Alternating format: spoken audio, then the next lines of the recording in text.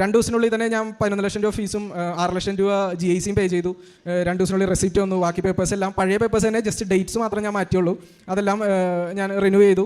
നേരെ വെറും 8 ദിവസം കൊണ്ട് എൻ്റെ പേപ്പർ വർക്കും ഫീസും എല്ലാ കാര്യങ്ങളും റെഡിയായി. 9ാമത്തെ ദിവസം ഞാൻ വിസക്ക് അപ്ലൈ ചെയ്തു. ഏജൻസി ഞാൻ ചെന്നിട്ടാണ് അപ്ലൈ ചെയ്യുന്നത്. സാധാരണ ഫോണിൽ കൂടി എല്ലാവരും ചെയ്യാൻ. ഞാൻ പറഞ്ഞു ഞാൻ ഡയറക്റ്റ് വന്ന് ചെയ്യാമെന്ന് പറഞ്ഞു. വേറെ ഒന്നും കൊണ്ടല്ല, എനിക്ക് മാതാവിൻ്റെ ആ കാശ് രൂപം പിടിച്ച് അവരുടെ അടുത്ത് നിന്ന് എല്ലാ കാര്യങ്ങളും ഞാൻ തന്നെ നോക്കി എല്ലാം ചെയ്യണമെന്നുള്ളൊരു ആഗ്രഹം കൊണ്ട് തന്നെ ഞാൻ അവിടെ ചെന്നു. വിസ അപ്ലൈ ചെയ്തു. ഡിസംബർ 25-ാം തീയതിക്ക് മുമ്പ് വിസ കിട്ടുവാണെങ്കിൽ കിട്ടണമെന്നുള്ള രീതിയിലായിരുന്നു. കാരണം ആർക്കും ഒരു ഉറപ്പില്ല. 5 തവണ റിജക്ഷനായി, 6ാമത്തെ തവണ വിസ കിട്ടുമെന്ന് യാതൊരുവിധ ഗ്യാരണ്ടിയും ഇല്ല. സോ നേരെ വിസ അപ്ലൈ ചെയ്ത് വീട്ടിൽ വന്നു. ഞങ്ങൾ എല്ലാവരും പ്രാർത്ഥിക്കാൻ തുടങ്ങി. എല്ലാ ദിവസവും പള്ളിയിൽ പോകുമ്പോഴാണെങ്കിലും ഡിസംബർ 25-ാം തീയതിക്ക് മുമ്പ് വിസ കിട്ടണമെന്നുള്ള രീതിയിൽ തന്നെ പ്രാർത്ഥിച്ചു.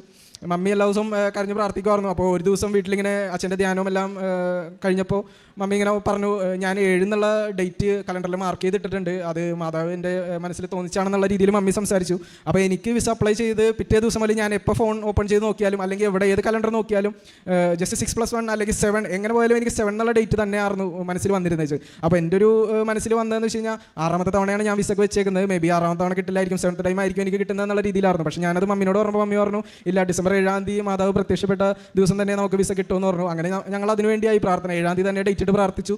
6-ാം തീയതി ഉച്ച കഴിഞ്ഞ് ഞങ്ങൾ മമ്മീനോട് വന്ന് പറഞ്ഞു, ഇന്ന് രാത്രി മുഴുവനും കൊന്ത ചൊല്ലണം, മാതാവിൻ്റെ അനുഗ്രഹത്തോടുകൂടി 12 മണിക്ക് ശേഷം നിനക്ക് വിസ വരും എന്നുള്ള രീതിയിൽ പറഞ്ഞു. ഞങ്ങൾ രാത്രി ഒരു 9 മണി തൊട്ട് കൊന്ത ചൊല്ലാൻ തുടങ്ങി. പക്ഷേ 12 മണി വരെ നമുക്ക് ചൊല്ലാൻ പറ്റുള്ളൂ. അതിനുശേഷം 2 പേർക്കും ഉറക്കം വരാൻ തുടങ്ങി. അങ്ങനെ പ്രാർത്ഥിച്ചു, ഞങ്ങൾ കിടന്നു. പിറ്റേ ദിവസം രാവിലെ ഒരു ഫോണിലൊന്നുമില്ല. അപ്പോൾ ഡിസംബർ 7-ാം തീയതി ഇവിടെ കൃപാസനത്തിൽ അമ്മ പ്രത്യക്ഷപ്പെട്ട ദിവസമായിരുന്നു.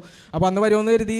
പക്ഷേ രാവിലെ തൊട്ട് ഫോൺ നോക്കി ഇത് വന്നിട്ടുണ്ടായിരുന്നില്ല. അപ്പോൾ ഞാൻ പയ്യെ ഉച്ച കഴിഞ്ഞ് ഫ്രണ്ടിനൊപ്പം പുറത്ത് പോയിട്ട് രാത്രി ഒരു 10 മണി കഴിഞ്ഞ് വന്നു. അപ്പോൾ 10 മണി കഴിഞ്ഞ് വന്ന് ഞാൻ ജസ്റ്റ് ഫോൺ ഓപ്പൺ ചെയ്ത് നോക്കിയപ്പോൾ എനിക്കൊരു മെയിൽ വന്നിട്ടുണ്ടായിരുന്നു. അപ്പോൾ ഞാൻ കരുതിയത് വിസ ആയിരിക്കും എന്ന് കരുതി ഞങ്ങളപ്പോൾ തന്നെ മാതാവിൻ്റെ കാശ് രൂപവും എല്ലാം എടുത്തു. പാസ്പോർട്ടിൽ കുരിശൊക്കെ ഇട്ട് ഞങ്ങൾ പ്രത്യക്ഷീകരണ പ്രാർത്ഥനയെ ചൊല്ലിയിട്ട് ഞാൻ ഓപ്പൺ ചെയ്തപ്പോൾ അതിലൊരു വിസ വരുന്നതിന് മുമ്പായി ഒരു കറസ്പോണ്ടൻസ് ലെറ്റർ വരും. സാധാരണ എനിക്ക് റിജക്ഷൻ വരുമ്പോൾ ആദ്യം ഈ കറസ്പോണ്ടൻസ് ലെറ്റർ വന്നിട്ടായിരുന്നു എനിക്ക് റിജക്ഷൻ വന്നിരുന്നത്. സോ കറസ്പോണ്ടൻസ് ലെറ്റർ വന്നപ്പോൾ തന്നെ ഞങ്ങൾക്ക് ഭയങ്കര പേടിയായി. കാരണം വിസയുടെ കാര്യത്തിലൊന്നും അവർ ബാക്ക്ഗ്രൗണ്ട് ചെക്ക് ചെയ്യുകയാണ്, ബാക്കി ഒരു ഡിസിഷൻ വന്നിട്ടില്ല. അപ്പോൾ ഞങ്ങൾ അവിടെ നിന്ന് തന്നെ പ്രാർത്ഥിക്കാൻ തുടങ്ങി, പ്രെയർ എല്ലാം തുടങ്ങി. മമ്മി സങ്കീർത്തനങ്ങൾ 51 എന്ന് പറഞ്ഞൊരു ആ ഒരു അധ്യായം മൊത്തം 3 തവണ വായിച്ചാൽ ഭയങ്കര ഒരു അനുഗ്രഹമാണെന്നുള്ളത് അന്ന് തന്നെ യൂട്യൂബിൽ കണ്ടിട്ടുണ്ടായിരുന്നു. അപ്പോൾ മമ്മി അതെടുത്ത് എന്നോട് പോലും പറയാതെ ഇരുന്ന്